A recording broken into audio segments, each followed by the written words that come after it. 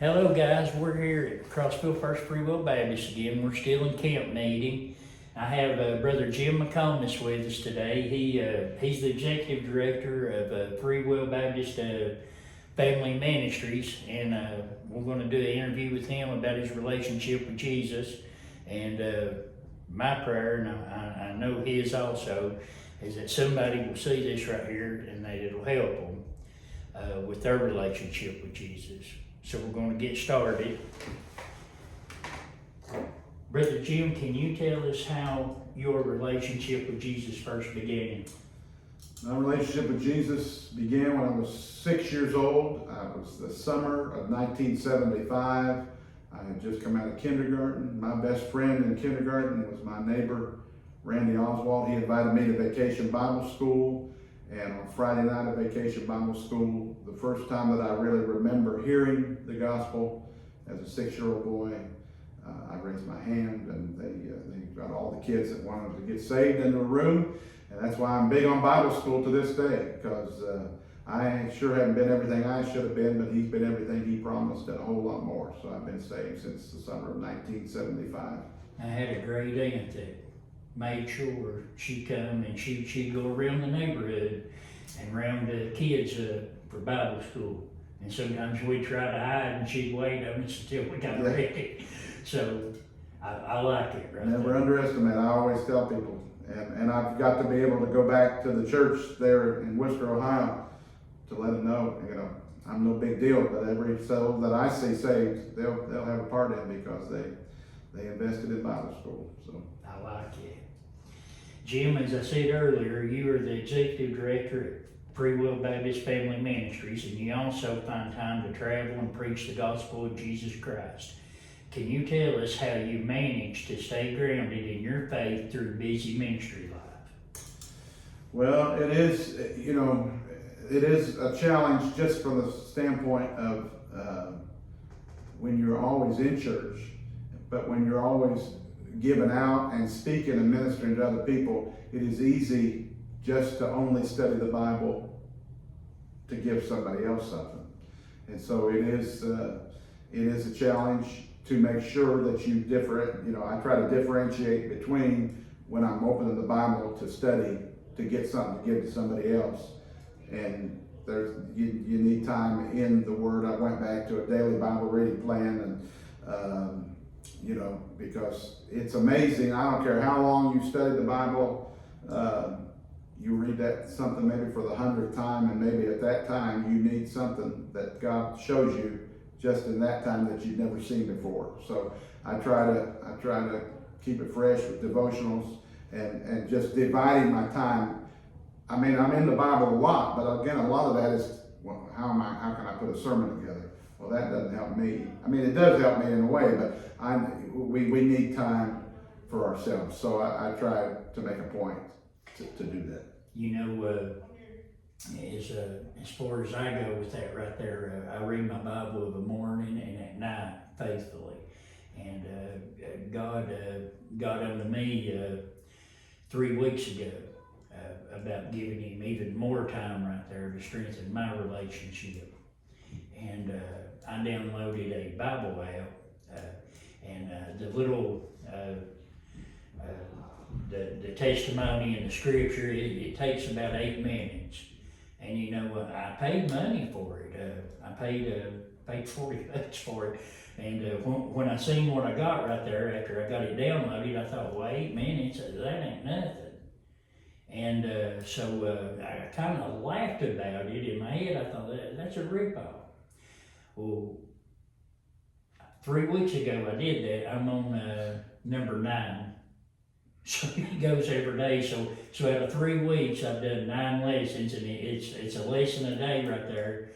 And God used that to show me that I have a hard time beyond my morning and evening of even giving him 8 to 10 minutes right there. Well, and even when you're going through a Bible reading plan, sometimes it's quantity, and you're just trying to check off for your day, and I've tried to focus more on quality, retaining, really paying attention to what I'm reading instead of just reading 3 chapters so I can get done for the day. So it's always a challenge. Then you get sleepy when you're praying. Oh, yeah. Jim, would you be willing to share about the loss of your son and how it affected your relationship with Jesus? Okay, so our oldest son, Matthew, he, of course, both of our boys raised in church, accepted the Lord at a very early age. Both of them did. I'm, privileged to baptize him. But he, at 15 years old, he was introduced in a social setting with some friends from school to alcohol. Alcohol eventually graduated to pot. Pot became pills. Of course, over 6-7 years, obviously we were doing tough love and trying to discipline and do everything that we needed to. He eventually got addicted to heroin, which then became the drug of choice. And of course, addiction, there are a lot of addicts in both my wife and I's families. The genetics do play a part. Doesn't mean it's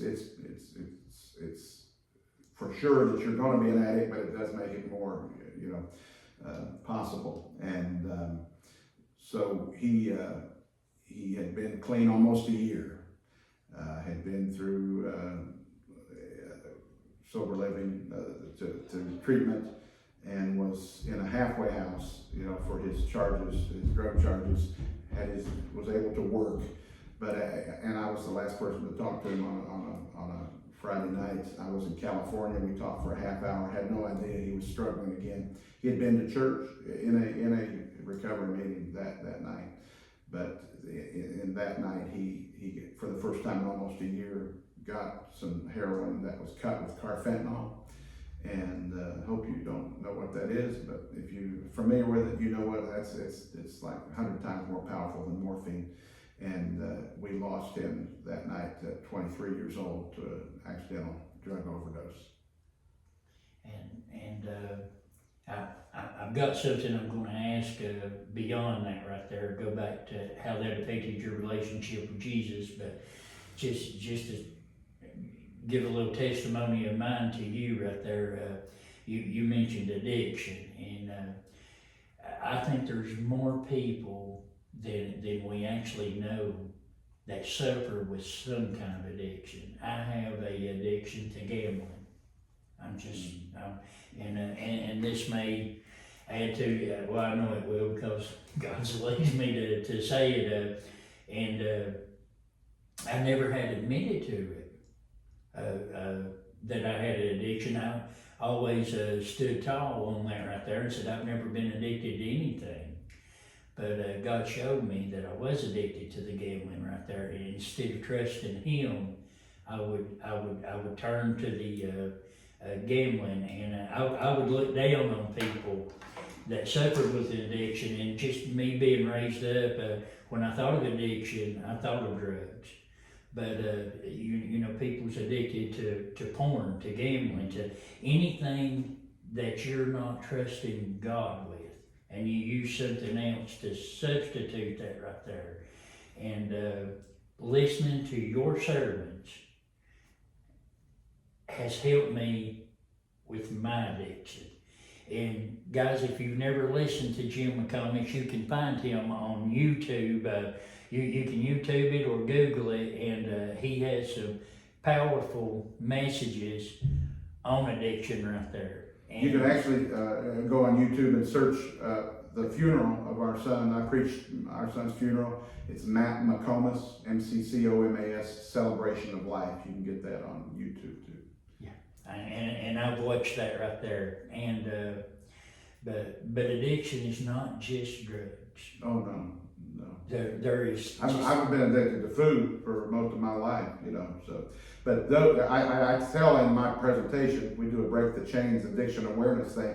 There are some addictions that are kind of acceptable in the church, and food is one of them. There's a lot of overweight preachers, and we come to church, have homecoming, chicken, dumpling, dinner on the ground, and we participate in the sin of gluttony, So there's lots of addictions. So when I do the break the chain services, sometimes it's breaking the chains of self-righteous church people who think they're better than a drug addict because they sin differently. Yes. But, the ground at Calvary's level, we're all sinners. And so in answer to your question, how it affected it challenged my faith more than anything else, obviously. Makes you question everything that I do, everything that, it makes you second guess a lot. But I just refuse to live in self-pity, and I refuse to live in what ifs. We did the best we could. We loved him, and so I don't live in regret. And we've chosen to use this for good to help other people. There is a fellowship of the broken. I talked about that in this camp meeting the other night. And there's a bond between me and an addict. I think they see their family in me. I see my son in them, and it's a love, it's a genuine connection that it's a high price to pay to get that.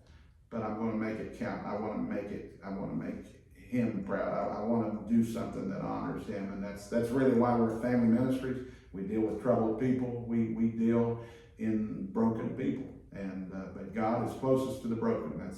That's our theme. Psalm 34. The Lord is nigh, he is near to the broken. You're on the inside looking out, and anyone else is on the outside looking in at you, your ministry, and your life. And the way it's changed and the way that you handle yourself speaks volumes about your relationship with Jesus, though. I hope so.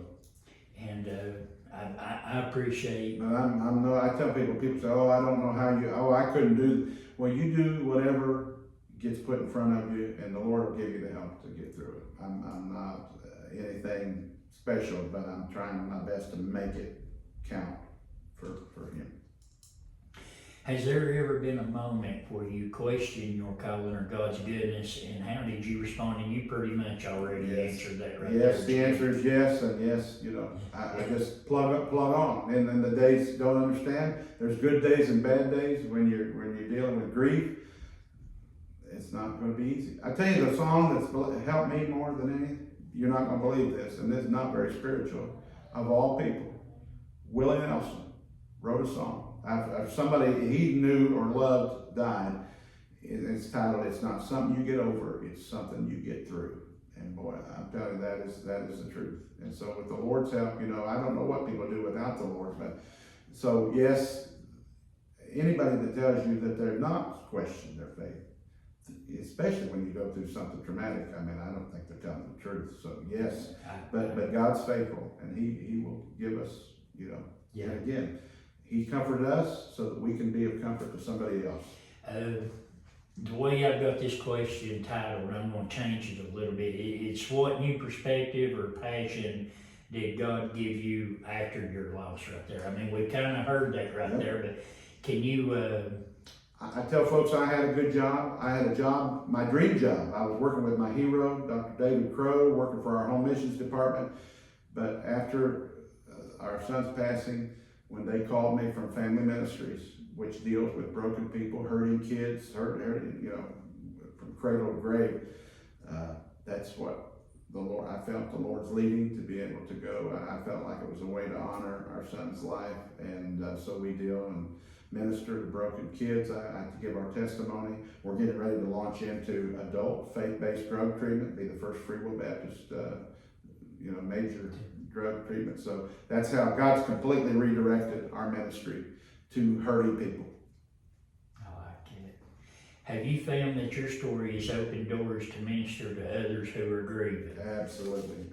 Grieving, and addicts, and those that, I had a guy come out of service one time after I shared, God's closest to the broken. So if you're broken, if you're messed up for any reason, you're God's favorite. Whether it's your fault or no fault of your own, you are God's favorite. He is close to the broken. And he grabbed a hold of me and he said, "I'm a heroin addict. I've lost everything twice and I'm struggling right now. But for you, for a preacher to get up there and say that I am God's favorite," he said, it changed my life. So yes, so great opportunities. And again, I'll stand after a service telling our story. They'll come up, people will show me pictures of their loved ones, they'll cry, and there's so much emotion and it wears you out. Like I said, a high price to pay, but we're trying to make it count. And It's, the reward, I mean, it'll be wonderful, Yeah. Jim. What would you say to someone who feels like their pain has disqualified them from serving God? well, if you heard my message this week, I do. you go on First Free Will Baptist in Crossville. The blessing of brokenness, it does not disqualify you. Your brokenness is exactly what God can use, and I can prove that from the Bible. That God uses broken vessels. You did. God uses broken vessels when He can that can do some things that whole vessels can never do, and we can help to relieve each other's suffering, to be able to help those that are struggling, to give water to a thirsty soul, to light a fire in somebody else. We're just broken people sharing with other broken people, and so there is hope. There's not only hope that God can take your brokenness and do more with you than you ever dreamed. On the last question, looking back, what would you say to your past self in the first days of grief? Boy, that's a good question. I had a guy come out of service, didn't even know that he lost a child. He never looked at me. He kept down, shook my hand. He said, "Time is your friend." And I wish, and I said a lot of things about grief, but then when you live them, it's different. Grief is like that first moments for the first few days, weeks, getting hit in the gut with a sack of bricks, and that happens quite frequently. That never goes away, but it comes less and less. Now maybe it's a sight, maybe it's a song, maybe it's a smell, some place that take you back, and you get hit like that. But your heart learns to heal, and again, with the help of God, the sun will shine again. You'll be able to laugh and smile again. You, like Jacob, after he wrestled with God, you'll walk again, but you'll walk with a limp. But that's okay. And again, that brokenness God can use. It's going to be okay. And God can help us. He helps us all through. Guys, I appreciate you tuning in right there. Again, that's Pastor Jim McComas right there. And if anything, if you're broken, if you're suffering with addiction right there, I hope that listening to Jim's testimony, that it would help you with your relationship with Jesus, because when it all comes down to it right there, when everything is done, the relationship with Jesus is the only thing that matters in the end. Thank you.